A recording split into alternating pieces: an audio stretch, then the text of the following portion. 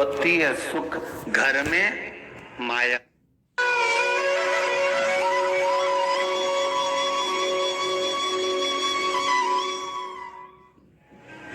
महाराज, और जब धन सम्मुख में जिसके लिए पूरी जिंदगी निकाल दी, भाई बंधु कुटुंब कबीला नाते रिश्ते सब जिसके साथ में विवाद कर निकाल दिया, वही धन किसी काम नहीं आया और आखिरी में पड़ा की पड़ा ही रहे इसी काम।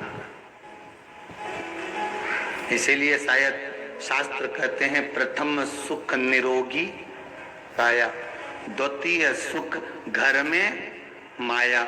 अर्थात ये दूसरा सुख है कि घर में धन हो, पर पहला सुख तो क्या है? जम के बोलो, निरोगी काया हो, अर्थात हमारा शरीर स्वस्थ हो। और जब शरीर स्वस्थ होगा तो सारे सुख अपने आप मिल जाए, उस सुख को हम भोग सकते हैं, उस सुख में हम आनंदित हो सकते हैं। भीष्म पितामह के जितने भाई गंगा मैया ने पानी में डुबोकर मार दिए, केवल आखिरी के भीष्म पितामह को शांतनु बचा लेते हैं कि इसको मत मार। गंगा जी उसको छोड़ देती है, छोड़ा कि नहीं छोड़ा, और वो भीष्म पितामह वो देवव्रत जीवित रहे।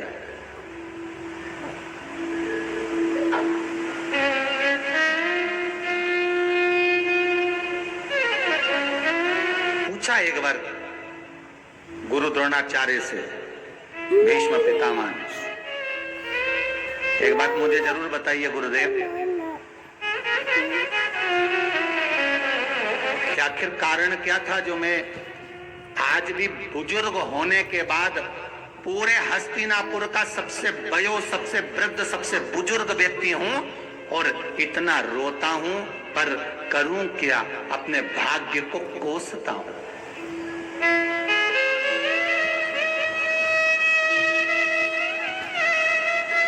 पितामह,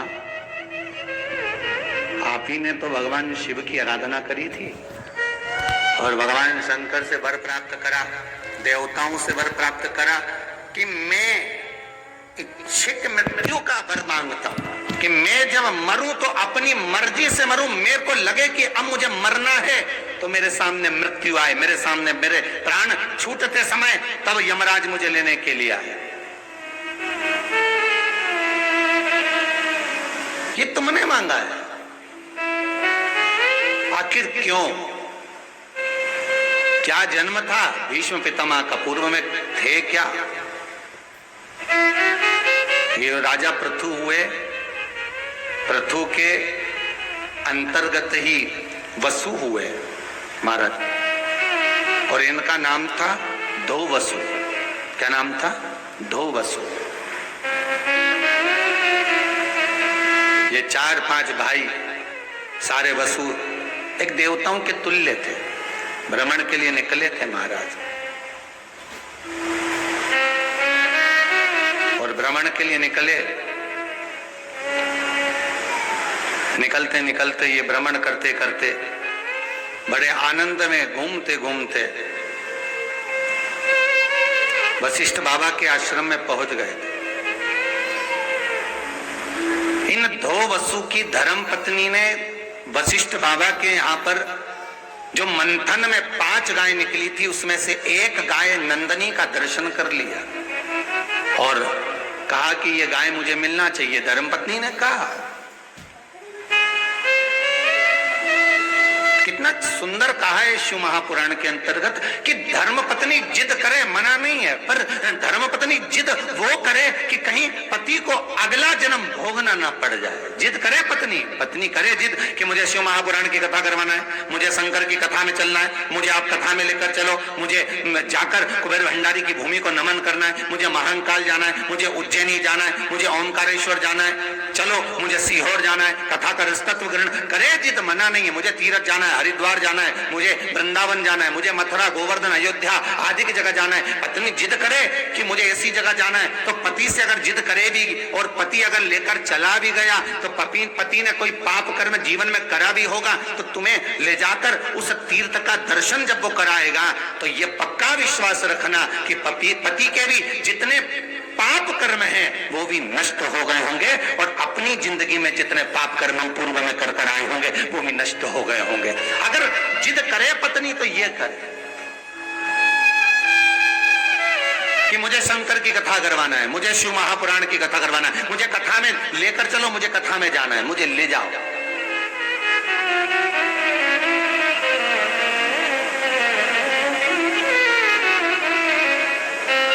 समझ लो, पत्नी जिद करे,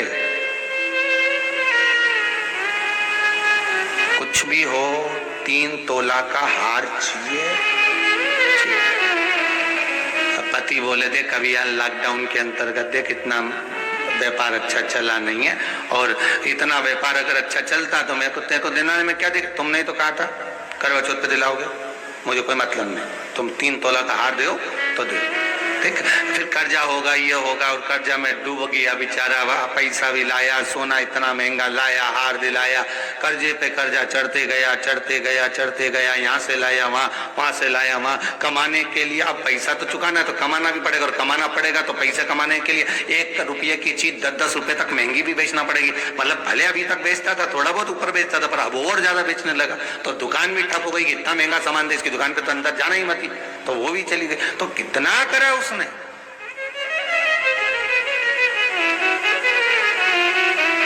पत्नी अगर जिद करे तो करे सत्संग में जाने की, करे कथा स्मरण में जाने की, कथा में भगवान की भक्ति में डूबने के लिए पति से कह सकती है चलो कथा आ रही है महाराज जी की, चलो खोलो टीवी, चलो जरा रात्रि को आधे घंटे फ्री है, कथा सुन लेते हैं, फिर सोएंगे, 15-20 मिनट तो सुनी तो लो। पति के टाइम नहीं हो, तू कथा सुना रहे, अरे सुनो तो सही, 5-10 मिनट सुन लो, बस इतना। एक बार पत्नी कथा की ललक बस पति को लगा दे, फिर पत्नी बस इसके बाद में तो पति अपने आप सुन लेगा। क्यों पाराशर जी, सही है? तुम्हारी कथा चल रही है ऐसा लग रहा है।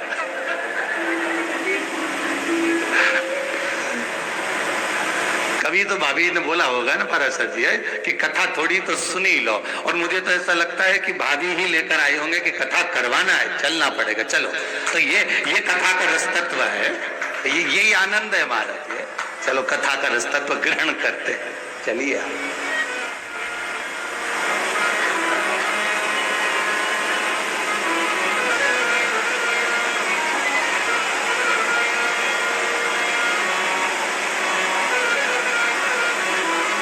तो कहे ना बलम मोहे ले चल रे तू विश्वनाथ सरकार, बलम मोहे ले चल रे, जहाँ बहत है गंगा मैया, जहाँ बहत है गंगा मैया, बलम मोहे ले चल रे तू विश्वनाथ सरकार, बलम मोहे ले। अब भाव हो, पर 2 वसु की धर्म पत्नी कर रही है कि वशिष्ठ ऋषि के यहाँ जो गाय है वो हमारे पास होना चाहिए, जाओ जरा गाय लेकर। देखिए भीमा शंकर कथा की ये शिव महापुराण का आनंद ये 2 वसु से ही प्रारंभ कर रहा है।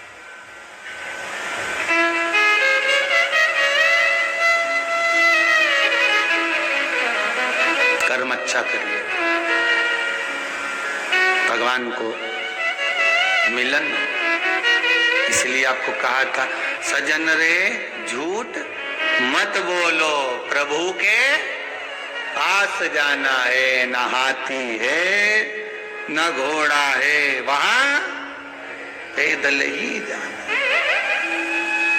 शंकर के साथ कैलाश जाओगे प्राण छूटते समय तो शंकर पैदल चलेंगे, तुम्हें नंदी पर बिठाएंगे। नरसिंह जी का चरित्र याद करना। और जब यमराज बंदी बनाकर लेकर जाएगा तो यमराज पाड़े पे बैठा रहेगा, तुम पूंछ से बंधे हुए जाओगे पैदल, और बोल भी नहीं पाओगे क्योंकि मुड़ के देखता भी नहीं है वो, तो सीधा ही चलता है, और जब जब मुड़ता है तो ठोकता अलग है। इसीलिए कोई बोलता ही नहीं है कि साहब पीछे पलट के देखो मैं कितना कष्ट हो रहा है। यमराज जब बंदी बना के ले जाता तो एकदम मुदगल उदगल लेके पहाड़े पे बैठ के बढ़िया मोजा जूता सब पहन के जो चले यमराज। देखा यमराज को बढ़िया है, खूब जोरदार बेहतरीन ब्लैक ब्यूटी जोरदार, और मूछ पे ताव बेहतरीन काजल माजल लगा के और शानदार तरीके से फिर चला। और शास्त्र का गरुड़ पुराण कहती है जब जीवात्मा पीछे से चिल्लाती है, उसको जो कष्ट होता है, भूख लगती है, चिल्लाती है, अरे यमराज अरे कुछ तो दे दे, दया तो कर दे, अरे ओ थोड़ी बहुत तो दया कर दे। जैसे तुम लोग मंदिर के दरवाजे पर कहीं कहीं भीड़ रहती है ना, तो तुम पुलिस वालों से नहीं कहती, जो लगे रहते कार्यकर्ता, तेरे पांव पड़ू थोड़ा सा दर्शन करा दे, तेरे हाथ जोड़ो, अरे नरक जाएगा दर्शन कराने में, तेरे काज जा रही है। तो तुम सोचो कि बेचारे को बद्दुआ लग रही होगी, तो ऐसे ना जाने कितने आते। तो इसलिए जो मंदिर में जो खड़े रहते हैं ना द्वारपाल, वो दया नहीं खाते, वो कहते हो चलो भैया जाओ, आए हो दर्शन करने के, धक्का तो खाना ही पड़ेगा, क्योंकि जो भगवान के दरवाजे पर धक्का खा लेता है वो संसार के धक्के नहीं खाता। तो धक्का खा लो तो वो रहे। तो यमराज से जीवात्मा कितनी चिल्लाती है, अरे मैं तेरे पांव पड़ू, अरे भूख लग रही है, जीवात्मा कहे मेरे को ऐसा दे दे, अरे मेरे को ठंड लग रही, मेरे को गर्मी लग रही, मेरे पांव में कांटे चुभ रहे, क्योंकि जैसा जैसा कर्म करा है वो तो भोगना पड़ेगा। तो कांटे चुभ रहे, ये हो रहा। तो यमराज जब पीछे एकदम मुड़ के देखता है तो गरुड़ पुराण कहती है 4-6 और धर के ठोकता है। तो तुम्हें हम तो समझा रहे हैं, अगर ऊपर जाओ और ऐसी कोई बात हो तो बोलना ही मत। देखो गुरु बिन ज्ञान न उपजे, गुरु बिन भक्ति ना मिले, गुरु बिन संशय ना मिटे, गुरु बिन मुक्ति ना मिले। तो निवेदन है, ध्यान रखना कि अगर मान लो तुम चले और यमराज तुम्हें, वैसे तो तुम शंकर जी की कथा सुन रहे हो तो यमराज की हिम्मत ही नहीं। सोचो जरा है अकाल मृत्यु वो मरे जो काम करे चंडाल का, काल उसका क्या बिगाड़े जो भक्त हो महाकाल का। तो तुम ये तो दूसरे के लिए है जो कथा नहीं सुने, उनके लिए उनको कह देना भैया हमने सुनी है कथा में कि यमराज जैसा पहाड़ा पे जाता है, जूता मोजा पहन के बढ़िया, और बढ़िया सब तैयार वैयार होके, और बाल भी उसके बड़े बड़े, दांत भयंकर और आंखें भी बड़ी भयंकर, और गदा लेकर जब चलता है तो उसका पाड़ा भी नहीं मुड़ता ना वो मुड़ता। वो तो पीछे से जीवात्मा जब चिल्लाती है ना, तो पाड़े की पूंछ से बंधी रहती है और चिल्लाती है, खूब खूब चिल्लाती है, तब वो यमराज को पुकारती है, अरे दया कर दे। तब यमराज पीछे मुंडी करता और 2-4 दोच के फिर चल देगा। तो कोई अगर तुमसे कहे तो उसको समझा देना कि देखो भैया सीधी सीधी बात है, इसलिए शंकर की कथा सुन लोगे तो शंकर भगवान पैदल चलेंगे, तुम नंदी पर बैठ कर चलोगे। और अगर कथा नहीं सुनी, भगवत भजन नहीं किया, ये मनुष्य देह प्राप्त करने के बाद नाम नहीं लिया, संकीर्तन नहीं करा, स्मरण नहीं करा, ये मानव देह प्राप्त करने के बाद केवल कर्म में डूबे रहे, तो फिर गए। फिर तो तेरा क्या होगा रे कालिया, बस याद कर लीजिए, अंतिम बिंदु है फिर बस।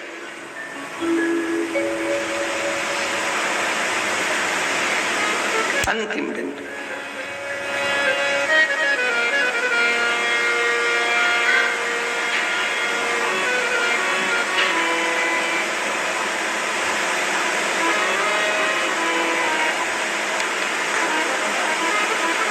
इसलिए इस चित्त वृत्ति,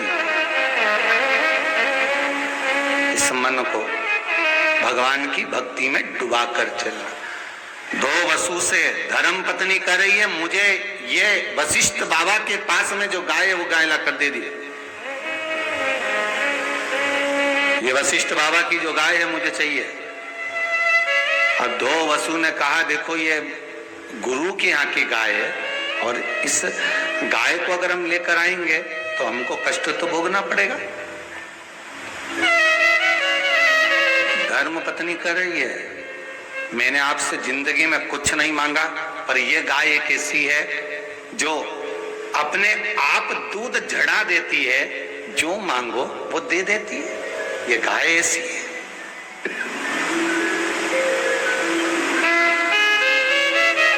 बेकार कर्म करने पर पाप बढ़ता चले जाता है, पुण्य समाप्त होते चले जाता है। अच्छा कर्म करने पर पुण्य बढ़ता चले जाता है, पाप समाप्त होते चला जाए। और जब व्यक्ति का पाप कर्म समाप्त होता है तो उसका जीवन में अपने आप ही आनंद की अनुभूति होने लगती। शिव महापुराण सुनकर मिलता क्या है? हम कहते हैं ऐसा कोई सुख नहीं जो वंचित रह गया, इसमें सारे सुख हैं शिव पुराण में। ये आज पत्र आए हैं, देखिए।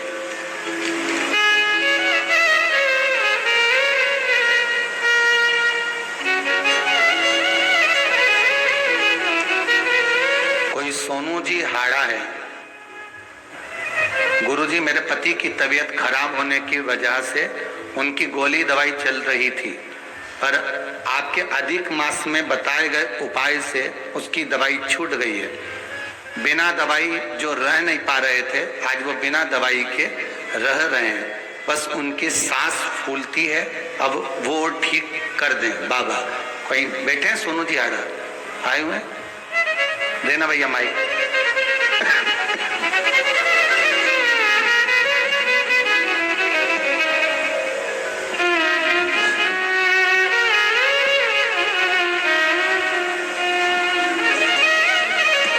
से आए आप? इंदौर से। इंदौर में कहाँ रह रहे हैं? विजयनगर 78। आपका शुभ नाम?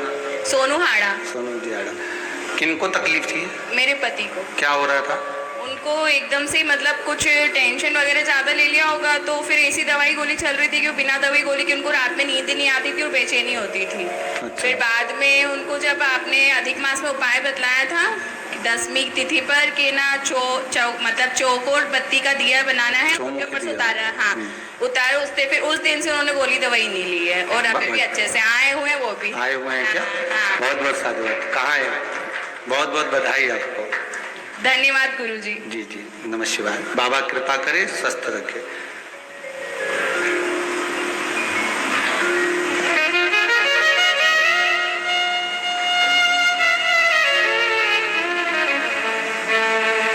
ये बाबा की कृपा है, आपका विश्वास।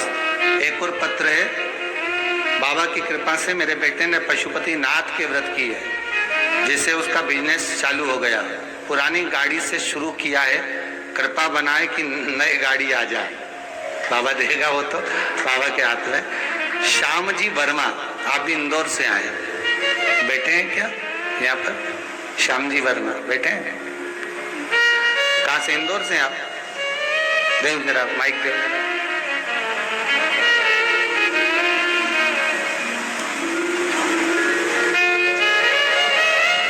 कहाँ से आए? इंदौर से। इंदौर में कहाँ रह रहे हैं? विजयनगर। विजयनगर। क्या नाम है आपका? लक्ष्मी वर्मा। लक्ष्मी वर्मा। क्या तकलीफ चल रही थी जो आपने पशुपति नाथ का व्रत किया? मैंने नहीं किए गुरुजी, मेरे बेटे ने किए हैं। बहुत विश्वास से किया उसने पशुपति व्रत अपने बिजनेस को आगे बढ़ाने के लिए। अभी उसकी उम्र मात्र 20 वर्ष है जी।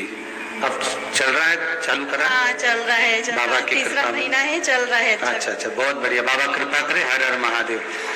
एक और बड़ी खुशी की बात है, सीए का रिजल्ट आया है और इतनी खुशी की बात कहूं मैं आपको, इतने मैसेज हैं मोबाइल में कि जिन जिन ने उपाय कर कर सीए का एग्जाम दिया, सब के रिजल्ट अच्छे आए बाबा की कृपा से। इतने खुश हैं बच्चे, इतने खुश हैं कि उन बच्चों की खुशियों के लिए मैं धन्यवाद दूंगा और बहुत बहुत साधुवाद दूंगा कि बेटा आपने पढ़ाई के साथ में शंकर पर विश्वास करा और बाबा ने आपका साथ दिया और रिजल्ट आपका अच्छा बनाया।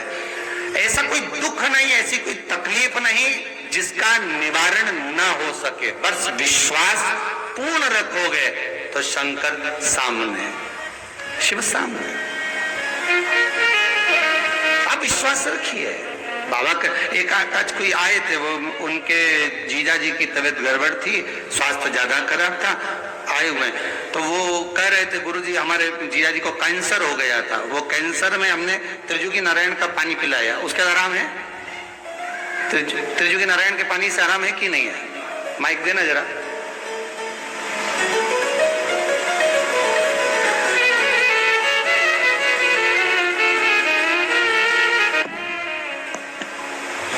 आप कहाँ से आए? जसवंत नगर, जिला इटावा। इटावा उत्तर प्रदेश। हाँ, उत्तर प्रदेश। क्या नाम है जीजा जी का? देवेंद्र गुप्ता जी। जी। और उनकी धर्म पत्नी का? श्री मोहिनी गुप्ता जी, श्रीमती मोहिनी गुप्ता जी। क्या कैंसर था क्या? हाँ, ब्लड कैंसर है। उनके जो ब्लड कैंसर में आराम तो मिल गया, लेकिन जो पैर में इन्फेक्शन हो गया है वो कैंसर से जुड़ा हुआ है क्या? हाँ, वो कैंसर से जुड़ा हुआ है। कीमो चढ़ा था वो। अच्छा। वो कीमो होता है, उससे कहीं या तो कीमो साइड इफेक्ट, डॉक्टर भी नहीं जान पा रहा है। अपोलो हॉस्पिटल में दिल्ली एडमिट है अभी वो। डॉक्टर ने कैंसर के लिए क्या बोला है? उसने ये कहा है कैंसर हमारा कंट्रोल में है, इन्फेक्शन कंट्रोल नहीं कर पा रहा, इन्फेक्शन के चक्कर में ब्लड कवर नहीं कर पा रहा। बाबा कृपा करे आप जाएं, जब यहाँ से बेलपत्री जरूर लेकर जाएं। हाँ जी, आप। नमः शिवाय, हर हर महादेव। तो ऐसी कृपा है कि त्रिजुगी नारायण का जल जो इन्होंने दिया, उससे कैंसर में जो रोग हुई है वो बाबा ही कर सकता है। दुनिया में कोई अगर है तो वो विश्वनाथ शंकर शंभु त्रिकालदर्शी कैलाशी ही कर सकता है। हम तो केवल एक निमित्त है, हमारी केवल एक निमित्तता है। और शंकर के चरणारविंद का जो रसतत्व कर्म का भोग मनुष्य को भोगना है, ये निश्चित है। इसलिए बार बार कहते हैं कि कर्म भले किसी से मत डरो। शिव महापुराण की कथा कहती है अपने माता पिता से नहीं डरना, मत डरो। भगवान से नहीं डरना, मत डरो। धर्म और शास्त्रों से नहीं डरना, मत डरो। अपने अड़ोसी पड़ोसी से नहीं डरना, मत डरो। अपने मोहल्ले से नहीं डरना, मत डरो। घर में किसी से नहीं डरना, मत डरो। किसी संत महात्मा जोगी सन्यासी तपस्वी से नहीं डरना, मत डरो। धर्माचार्यों से नहीं डरना, मत डरो। पर शास्त्र कहता है अपने कर्म से जरूर डरना, क्योंकि कर्म का भोग तो परमात्मा को भी भोगना पड़ता है। ये भीष्म पितामह की जो उम्र बड़ी है, और भीष्म पितामह जो मृत्यु की सैया पर पड़े हैं और मौत को मांग रहे हैं, उसके लिए भी भीष्म पितामह को कर्म का भोग भोगना पड़ा। और वो भोग था, धर्म पत्नी कर रही है कि मुझे गाय चाहिए और ये गाय मुझे ला कर दो, भले वशिष्ठ ऋषि की हो। हम किसी की वस्तु क्यों ले?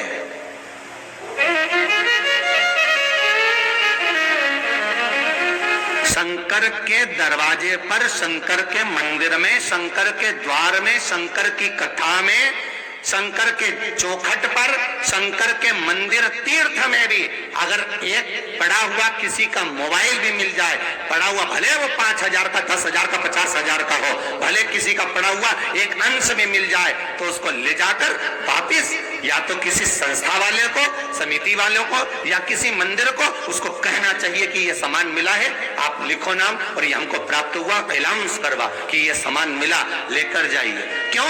हम भले वो 5,000, 10,000, 15,000, 20,000 का सामान लेकर चले जाएंगे, एक मोबाइल हम लेकर चले भी गए, एक रकम हम लेकर चले भी गए, एक वस्तु हम लेकर भी चले गए, पर मान ला जिस तारीख को तुम्हें वो सामान मिला है, उसी तारीख तक इंतजार करना कि तुम्हें धूल नहीं चटा दे तो पक्का है। क्योंकि शंकर के दरवाजे का एक एक कंकर शंकर है, तो उसके दरवाजे पर अगर पड़ा हुआ कोई वस्तु मिली है और किसी की चोरी हुई वस्तु, किसी का पड़ा हुआ सामान, हम उसी को दे दें, क्योंकि हमें शंकर की कृपा चाहिए, वस्तु नहीं, हमें सामान नहीं। हमें शंकर की अगर कृपा हो जाएगी तो ऐसे 5-10 हजार, 50,000 के मोबाइल तो ढेर पड़े मिलेंगे तुम्हारे दरवाजे पर। उसकी कृपा चाहिए, वस्तु नहीं।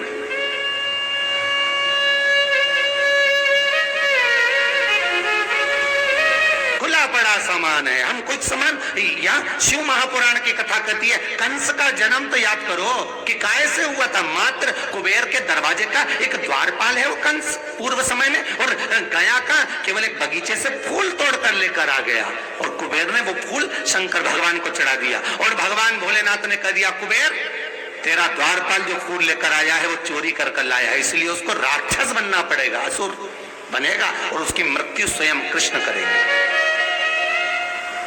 क्योंकि वो तेरे दरवाजे का द्वारपाल है और उसने गलती करी है। हम अगर किसी के बगीचे का फूल भी तोड़ रहे हैं तो उससे कहकर तोड़ो, हमें फूल चाहिए, हम ले सकते हैं क्या? हमें सामग्री चाहिए, हम उठा सकते हैं क्या? बोल कर लो। अगर वो मना कर दे तो नहीं लेना, पर चोरी नहीं करनी, उस पर विश्वास करना। किसी का वस्तु, किसी का सामान मिल भी गया, वापिस देना, जिससे हमको ऐसे हमारे पास में 50 पड़े रहे। हमें करना क्या? बाबा दे हमको, ढेरों में दे, संपदावान बना, आनंदवान।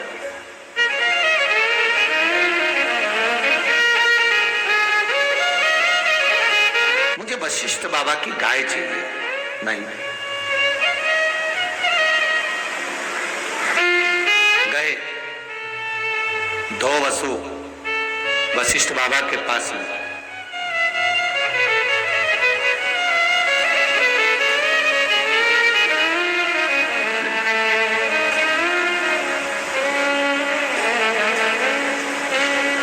वशिष्ठ बाबा के पास में जब दो वसु गए, आवाज लगाई, आश्रम में कोई था ही नहीं।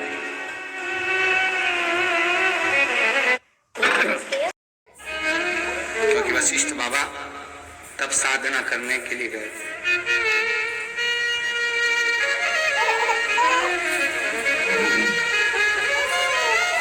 और जब तब साधना करने के लिए वशिष्ठ बाबा गए हुए थे, उस समय पर दो वसु वापिस आवाज लगाया पर नहीं मिले, प्राप्त नहीं। देखा कोई भी नहीं है, गाय को खोला, दो वसु लेकर अपनी धर्म पत्नी के पास चले गए। धर्म पत्नी को जब गाय दे दी, धर्म पत्नी लेकर चली गई। वशिष्ठ बाबा आए तो गाय नहीं थी। उन्होंने ध्यान लगा कर देखा कि मेरी गाय कहाँ चली गई, लेकर कौन गया है? क्रोध आ गया।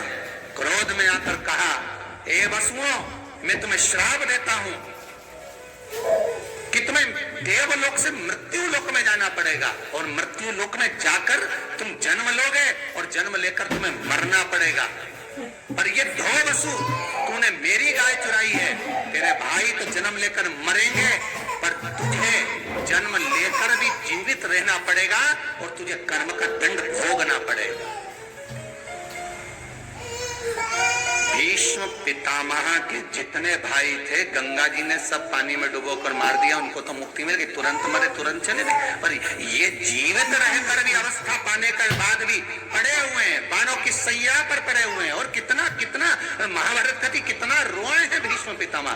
जो आता था उसके सामने रोते थे। मैं करूं क्या सकता हूँ, पांडव भी मेरे, कौरव भी मेरे, पर रोना पड़ रहा है। कर्म का दंड है, भोगना पड़ेगा। पड़े रहे बाणों की सैया।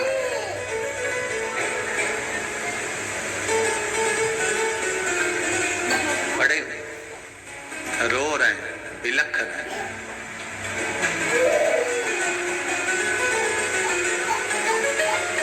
अंत में भीष्म पितामह के सामने भगवान कृष्ण भी आए। पूछा, कौन से कर्म का दंड है मेरा? भगवान कृष्ण कहते हैं, मैं क्या बताऊं, बहुत ध्यान देना।